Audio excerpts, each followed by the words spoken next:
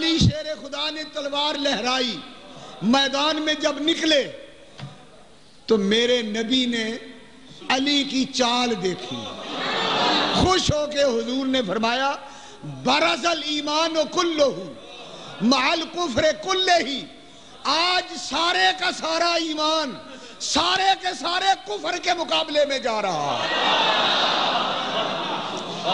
علی پاک کو حضور نے کل ایمان کہا۔ کیا کہا؟ کل ایمان، سارا ایمان، پورا ایمان۔ علی آدھا ایمان نہیں، پورا ایمان ہے۔ یہ خطاب نبی نے دیا، کل ایمان۔ کسی شاعر نے کیا مزے کی بات کہی، کسی نے پوچھا حسن حسین شہزادگان رضوان اللہ علیہم السلام کا تعارف تو کراؤ، حسنین کون ہیں؟ تو شاعر نے جواب دیا باپ جنہ دا ہر میدان اندر لڑدا ریاسی کل ایمان بن کے، تے ماں جنہ دی جنت خاتون ہووے تے نانا عرش تے جائے مہمان بن کے،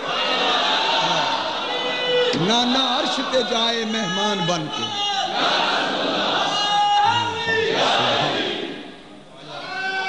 اللہ اکبر۔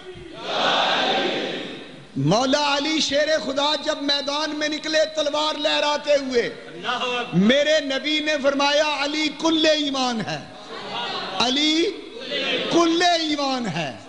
اور وہ اب عمر بن عبد ود کو آپ نے کل کفر کہا۔ مطلب کیا تھا کہ اگر وہ کافر ہار گیا تو سارا کفر ہار جائے گا، اور اگر علی ہار گیا تو سارا ایمان ہار جائے گا۔ ایمان ہار نہیں سکتا، لہذا علی کبھی نہیں ہار سکتا، علی کبھی شکست نہیں کھا سکتا۔ مولا علی شیر خدا نے کہا تو مجھ پہ حملہ کر، آپ کی عادت ہی حملے میں پہل نہیں کرتے۔ اس نے کہا علی تو اپنا زور دکھا لے، جب میں نے حملہ کیا تو حملہ کس پر کرے گا، بات ختم ہو جائے گی۔ آپ نے فرمایا نہیں، میرا نام علی ہے، میں کبھی پہل نہیں کیا کرتا، تو پہل کر۔ وہ غصے میں آیا، اس نے آپ پر حملہ کیا، آپ نے ڈھال آگے رکھ دی، اس کی تلوار کے ٹکڑے ہو گئے، پھر بھاگنے لگا۔ آپ نے فرمایا علی کی تلوار سے کوئی بچ نہیں سکتا۔